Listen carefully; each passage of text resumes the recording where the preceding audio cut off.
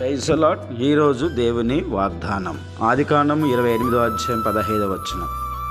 నేను నీతో చెప్పినది నెరవేరు వరకు నిన్ను విడవను. దేవునికి స్తోత్రము కలుగునుగాక. ఉదయకాలపు సమయంలో దేవుడు తన వాక్యము వాగ్దానం ద్వారా మనతో మాట్లాడుతున్నాడు. ఇప్పటికే నీ వాళ్ళు, నీ బంధువులు, నీ స్నేహితులు అందరూ నిన్ను విడిచిపెట్టిండొచ్చు. ఎందుకంటే నాకు ఏమీ లేదు అని నువ్వు బాధపడుతున్నావేమో. కనుక అనారోగ్యం చేత, సమస్యల చేత, అప్పుల బాధల్లో, అనేకమైన సమస్యల చేత సతమతం అవుతున్న సహోదర సహోదరి, మరి దేవుడు యాకోబుతో వాగ్దానం చేశాడు. యాకోబును విడవలేదు. ఎన్ని శ్రమలు వచ్చినా, కష్టాలు వచ్చినా ఉదయకాల సమయంలో నీతో కూడా చెప్తున్నాడు. ఆయన నిన్ను విడవడు. నీతో ఆయన చెప్పిన వాగ్దానం నెరవేర్చబడుతుంది. అంతవరకు చేయి విడవని దేవుడు. అందుకే అంటున్నాడు, నేను నీతో చెప్పిన నెరవేర్చే వరకు నేను విడవను అన్నాడు. కనుక ఆ విశ్వాసంతో ప్రార్థన చేయి.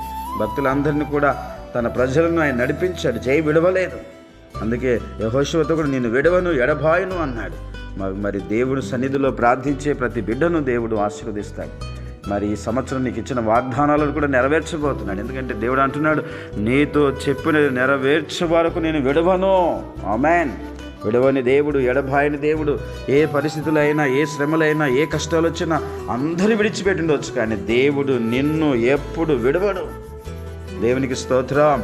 కాబట్టి ఉదయకాల సమయంలో వాగ్దానం నమ్ము, ప్రార్థన చేసుకో, విశ్వాసంతో నడుచుకో. నువ్వు చూడవలసిన దేవుని వైపు, మనుషుల వైపు కాదు. దేవుడు నేను నమ్మిన నీ జీవితంలో దేవుడు కార్యం చేయాలి అంటే ఆయన వైపు చూడు. నా దేవుడు నన్ను చేయబట్టుకున్నాడు, నా దేవుడు నన్ను నడిపిస్తాడు, అందరూ విడిచిపెట్టాను, నా చేయబట్టుకుని నడిపించే దేవుడు నాకు తోడుగా ఉన్నాడు. ధైర్యంతో, విశ్వాసంతో ముందుకు వెళ్ళు. యాకోబును దేవుడు ఆశీర్వదించాడు, అబ్రహామును దేవుడు ఆశీర్వదించాడు, ఇస్సాకును, అలాగే ప్రభువా యేసేపును దేవుడు ఆశీర్వదించాడు. అలాగే నిన్ను ఆశీర్వదించును గాక.